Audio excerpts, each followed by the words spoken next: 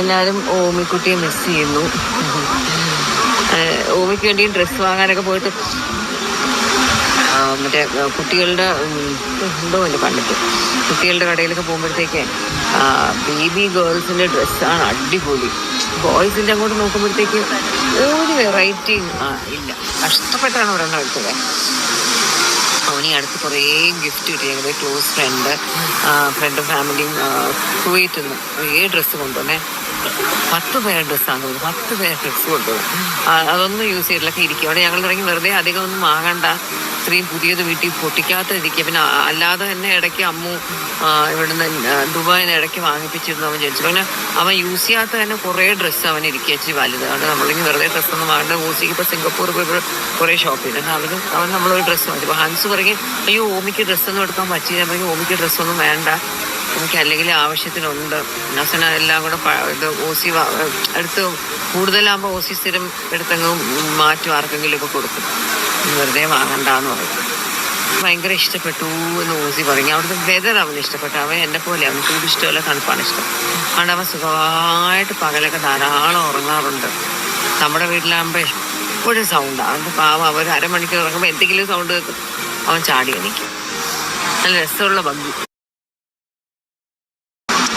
എല്ലാവരും ഓമിക്കുട്ടിയെ മിസ് ചെയ്യുന്നു. ഓമിക്ക് വേണ്ടി ഡ്രസ്സ് വാങ്ങാനൊക്കെ പോയിട്ട് മറ്റേ കുട്ടികളുടെ എന്തോ അല്ലേ പണ്ടത്തെ കുട്ടികളുടെ കടയിലൊക്കെ പോകുമ്പോഴത്തേക്ക് ബേബി ഗേൾസിൻ്റെ ഡ്രസ്സാണ് അടിപൊളി. ബോയ്സിൻ്റെ അങ്ങോട്ട് നോക്കുമ്പോഴത്തേക്ക് ഒരു വെറൈറ്റി ഇല്ല. കഷ്ടപ്പെട്ടാണ് ഒരെണ്ണം എടുത്തത്.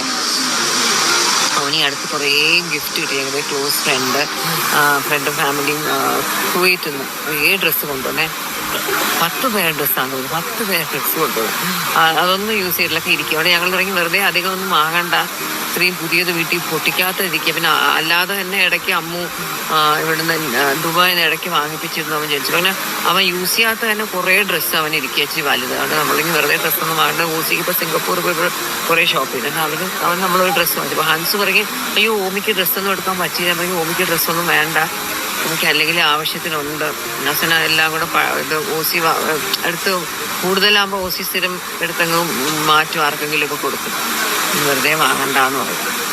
ഭയങ്കര ഇഷ്ടപ്പെട്ടു എന്ന് ഓസി പറഞ്ഞു. അവിടുത്തെ വെതർ അവന് ഇഷ്ടപ്പെട്ടു. അവൻ എന്നെ പോലെ അവന് ചൂട് ഇഷ്ടമല്ല, തണുപ്പാണ് ഇഷ്ടം. അതുകൊണ്ട് അവൻ സുഖമായിട്ട് പകലൊക്കെ ധാരാളം ഉറങ്ങാറുണ്ട്.